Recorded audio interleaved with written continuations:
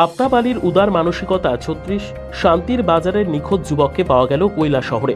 বিধায়ক প্রমোদ রিয়াংয়ের সহযোগিতায় ফিরিয়ে আনা হলো ঘরে।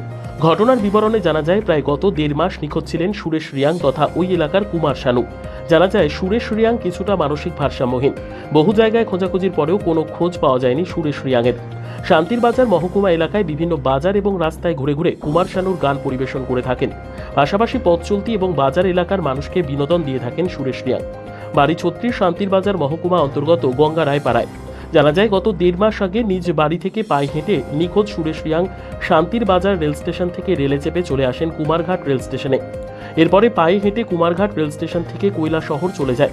এরপর কৈলাসহরের আফতাব আলী নামের এক যুবক সুরেশ রিয়াংকে রাস্তায় ঘুরতে দেখে জিজ্ঞাসাবাদ করে নিজ বাড়িতে নিয়ে যান। উদার মানসিকতা এবং সহৃদয় ব্যক্তি আফতাব আলী উনার বাড়িতে রেখে সুরেশ রিয়াংকে সেবা যত্ন করার পরে সামাজিক মাধ্যমে একটি ভিডিও ছড়িয়ে দেন নিখোঁজ সুরেশ রিয়াংয়ের সন্ধানে।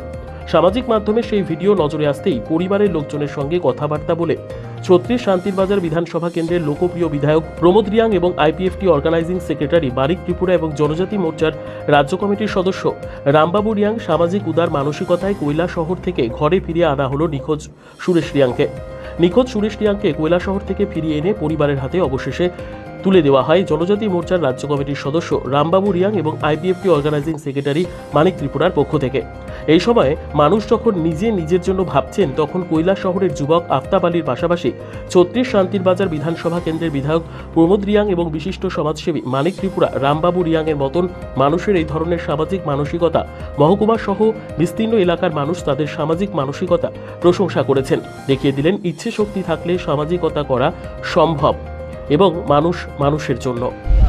এখন যাইব প্রিয় বন্ধুরা, অনেক আসলে মায়া অনেক লাগে, কারণ সেও মানুষ আর তাকে আমরা ভালোবেসে যতটুকু পারি আমাদের সাধ্য মতো, আমরা আসলে এরকম বড় লোক নয়, যতটুকু পারি, কিন্তু মানবিকতাটা অনেক বড়।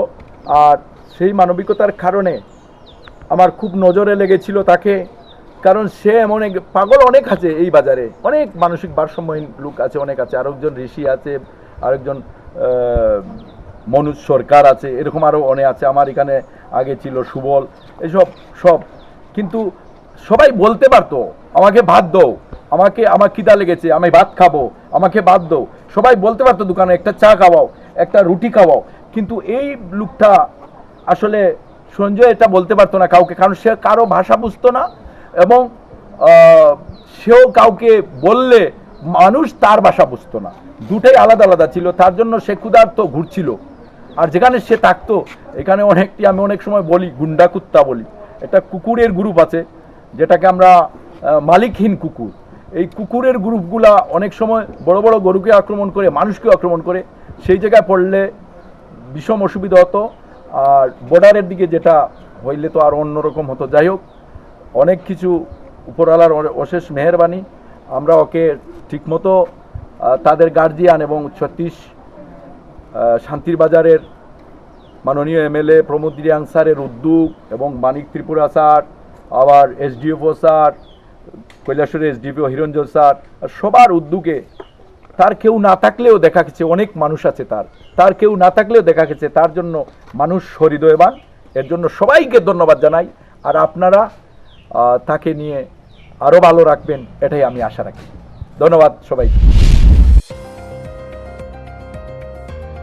নিজস্ব প্রতিনিধির রিপোর্ট, দুরন্ত টিভি।